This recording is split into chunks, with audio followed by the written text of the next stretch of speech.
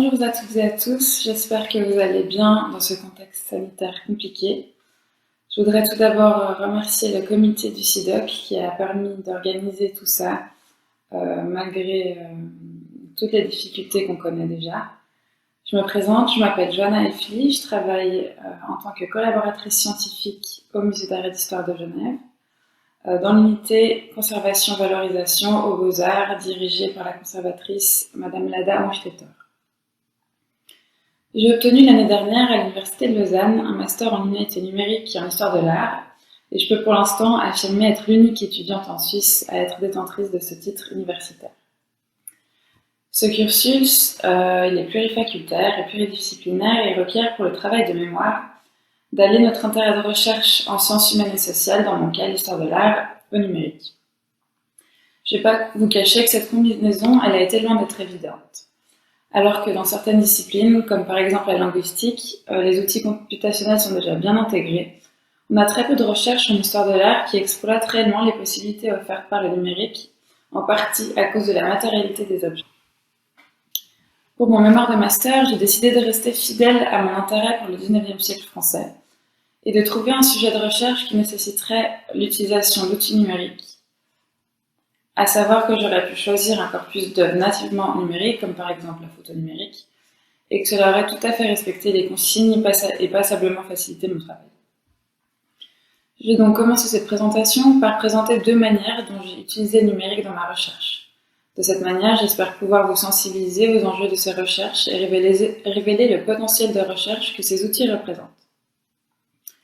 Par le biais de cette brève présentation, j'aimerais également mettre l'accent sur la problématique de l'accessibilité des données et de leur implémentation. Je finirai alors sur une réflexion relative au dialogue entre les institutions muséales et l'université, qui gagnerait à être, dans certains cas, amorcé, mais surtout entretenu et valorisé. Tout au long de mon travail, je me suis intéressée à la fonction du monotype chez l'artiste français Edgar Degas. C'est un corpus conséquent étant donné qu'on a retrouvé plus de 450 tirages monotypiques, mais pourtant passablement méconnus. Le monotype, c'est une technique d'impression déclinée sous trois formes dans le corpus de Degas. La première, c'est la mode à fond clair, qui consiste à faire les contours des motifs désirés à l'encre sur une plaque de zinc ou de cuivre, puis de la passer sous presse. On a ensuite la mode à fond sombre, c'est donc le contraire. On commence par ancrer le fond de la plaque pour venir ensuite enlever de manière à ce que la composition s'imprime en négatif. Comme on le voit ici dans la représentation de balai, l'artiste a également utilisé la mode à fond clair et à fond sombre comme base qu'il va ensuite rehausser de pastel. Pour ce qui est de la dernière manière, il l'a utilisé uniquement pour des paysages et il ajoutait directement de la couleur à la plaque avant l'impression, mais mes deux exemples n'illustreront pas cette manière. L'absence d'études sur le monotype s'explique principalement au travers du fait que le monotype était considéré par les historiens de l'art du XIXe siècle comme un processus d'expérimentation. Par conséquent, la technique n'était pas digne selon d'être approfondie. Mon travail avait donc comme aspiration de permettre une meilleure compréhension de l'œuvre de Degas en y restituant la place de la technique monotypique. Je vous passe les dimensions sociologiques et historiques pour arriver directement aux deux utilisations des outils numériques dans mon travail. Ma première utilisation des outils numériques est somme toute assez basique et pourrait s'apparenter à ce que l'on fait sur Photoshop. Cette étape de travail avait pour but d'établir dans quelle mesure les monotypes d'Edgar Degas pouvaient s'apparenter à des dessins préparatoires pour leur version rehaussée au pastel. J'ai commencé par analyser sa relation au dessin préparatoire de le corpus qui précède sa pratique du monotype. Pour ce faire, j'ai donc comparé les traits définis par les dessins préparatoires et ceux de l'œuvre finale pour 17 œuvres cataloguées par Théodore Reff en 1976 dans son ouvrage. En superposant ces deux étapes, donc la première étape, ce qui s'apparente au dessin préparatoire, et la deuxième, l'œuvre finale. Dès la première superposition, j'ai fait face à un petit problème, pas si petit, relatif aux dimensions. En effet, Tous les carnets de croquis dans lesquels Degas exécuta ses dessins préparatoires mesurent approximativement 10 cm sur 15 cm, alors que les œuvres sont toutes sensiblement plus grandes. Il semble que l'agrandissement de ces dessins sous-entende l'emploi du carroyage ainsi que du papier calque. Alors pour ceux qui ne sont pas familiers avec ce terme, le carroyage c'est un procédé qui consiste à quadriller un dessin.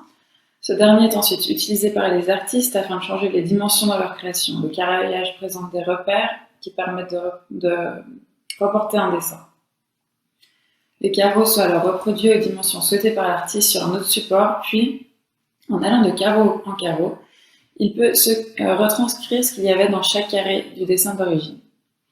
On voit ici l'étude de nu pour Céramis qui montre que Degas utilisait bien ce procédé.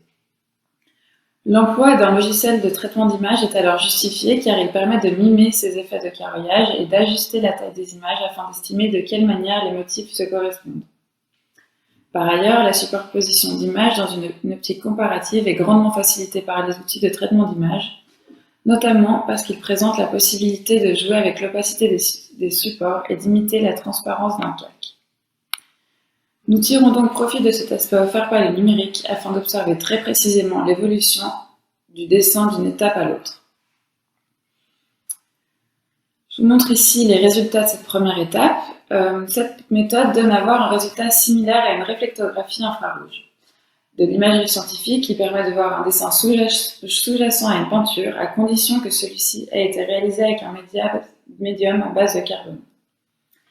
Ce type d'examen scientifique est généralement réalisé au sein des ateliers de restauration, mais à moins d'une publication spécifique, faute de serveurs adéquats, les résultats ne sont pas diffusés.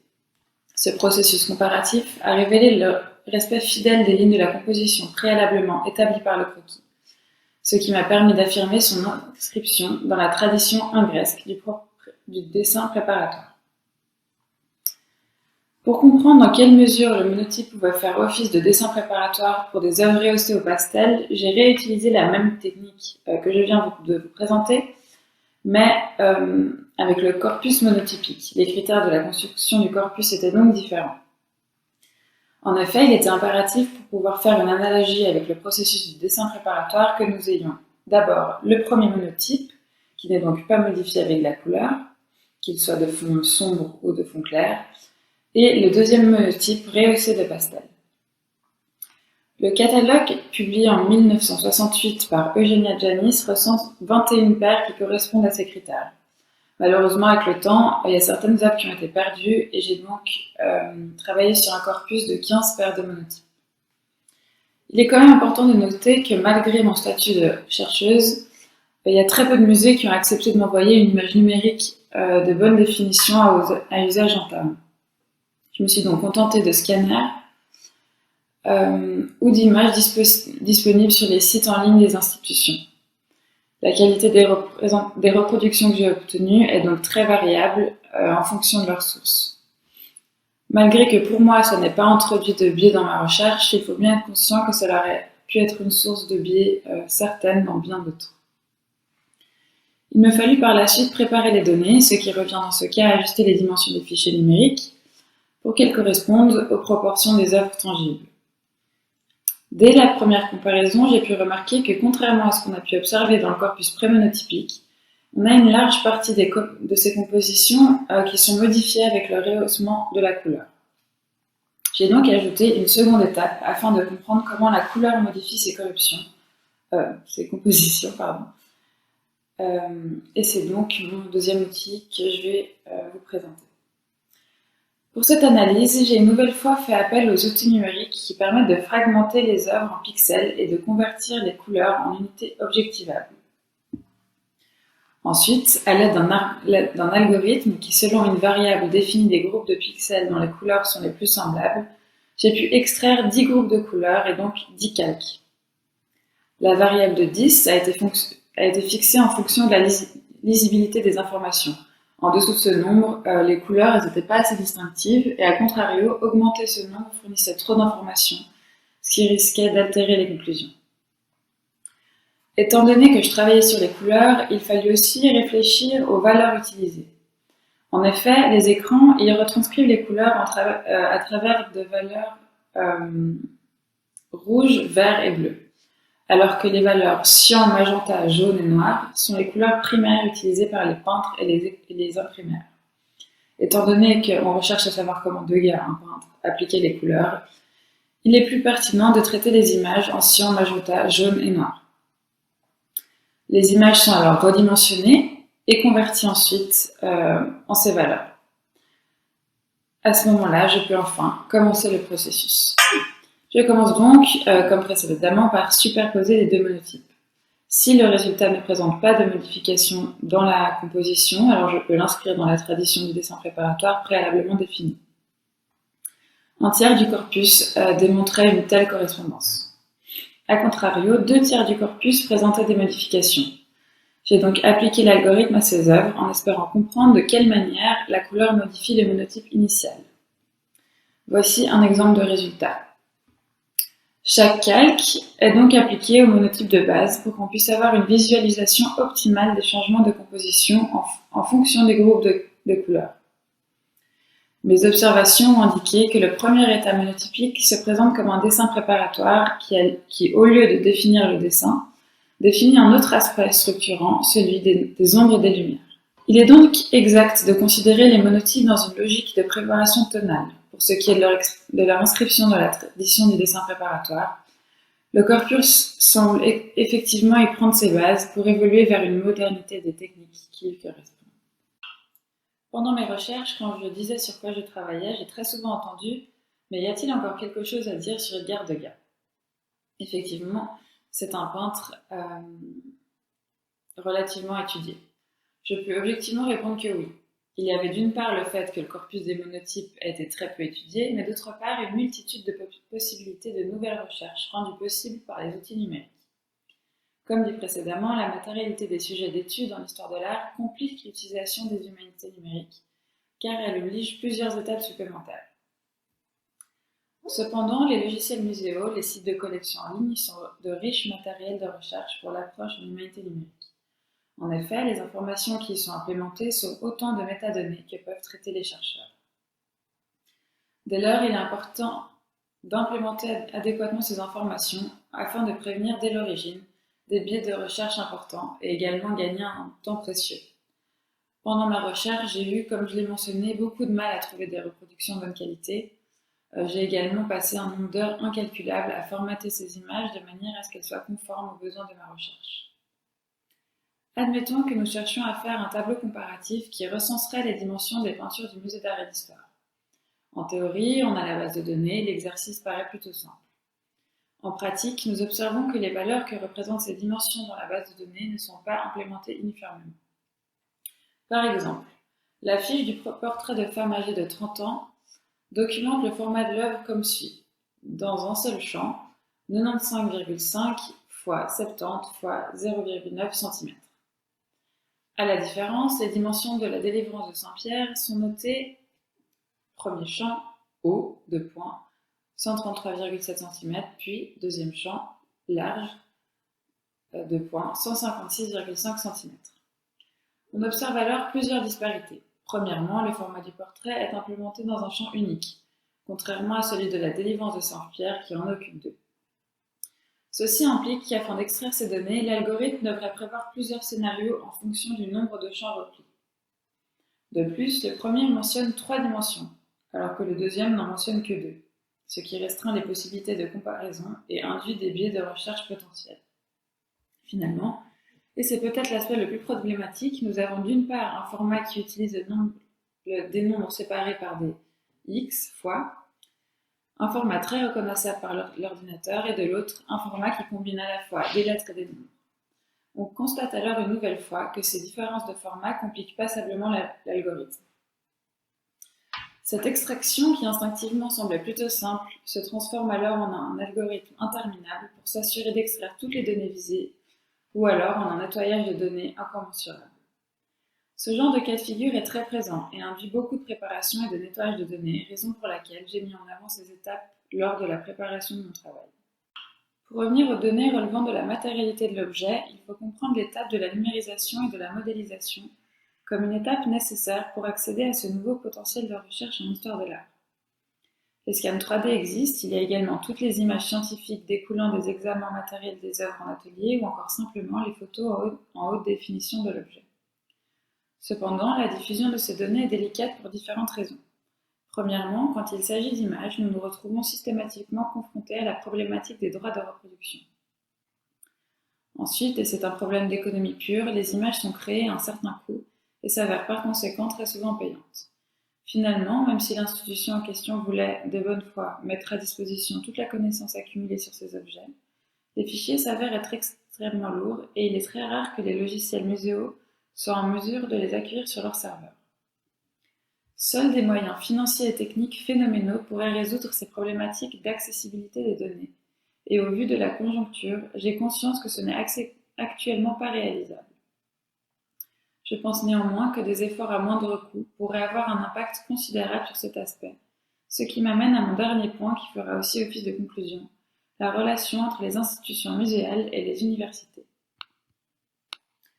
Selon la définition du Conseil international des musées de 2007, le musée a comme mission d'acquérir, conserver, étudier, exposer et transmettre le patrimoine matériel et immatériel de l'humanité et de son environnement à des fins d'études et de délectation. D'éducation et de délectation. Il est intéressant de noter que la définition de 2001 caractérisait le musée comme une institution permanente qui fait des recherches concernant les témoins matériels de l'homme et de son environnement, acquiert cela, les conserve, les communique et notamment les expose à des fins d'études, d'éducation et de délectation. La notion de recherche est donc supprimée des statuts de l'ICOM lors de la 22e Assemblée générale de l'ICOM en 2007. Désormais, l'activité scientifique des musées se voit cantonnée à l'étude des objets, ce qui attribue la recherche fondamentale aux universitaires.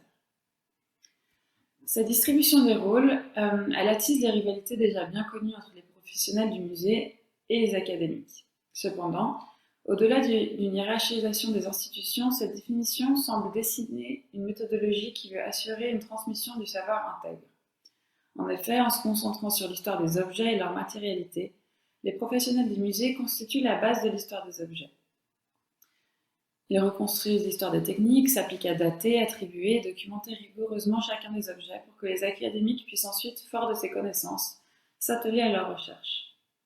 Cette description est certes théorique, mais démontre bien la complémentarité du travail des professionnels de musée et de la recherche académique. Le numérique, dorénavant omniprésent dans le quotidien aussi bien d'une institution muséale que d'un chercheur, implique de nouveaux paradigmes. Par conséquent, il est crucial de former les utilisateurs de ces outils, et plus particulièrement les personnes susceptibles de manipuler les données au sein des institutions aux enjeux du numérique. Il est nécessaire de prendre la mesure de ces nouvelles infrastructures et des potentiels de recherche qu'elles représentent. De cette manière, l'implémentation des données prend une nouvelle dimension. En plus de restituer l'histoire et la documentation des objets, elle constitue également, à ce stade déjà, un matériel de recherche potentiel et utilisable. Pour le reste, ce n'est qu'une affaire de politique de recherche, et je dirais même de volonté. Dans ce contexte, à la fois de savoir cumulatif et de répartition des missions scientifiques, la base de données et ou la mise en ligne de collection, dépendamment de l'infrastructure des logiciels, deviennent un vrai espace de partage entre le musée et les chercheurs qui assurent d'une part l'intégrité de la documentation, mais également sa diffusion. Pour conclure, selon moi, en attendant les ressources budgétaires et techniques, il est impératif d'agir et de commencer par conscientiser l'importance de la création des données, connaître les enjeux des outils numériques et implémenter en conséquence pour finalement, et c'est certainement le plus important, favoriser l'échange entre les institutions académiques et muséales qui ont pour l'instant tendance à faire leurs recherches séparément. Ce n'est que de cette manière que non seulement nous permettrons à la discipline de l'histoire de l'art de s'enrichir, d'évoluer et de restituer un savoir intègre, mais également que nous révélerons de nouveaux potentiels de recherche. Je vous remercie de m'avoir écouté.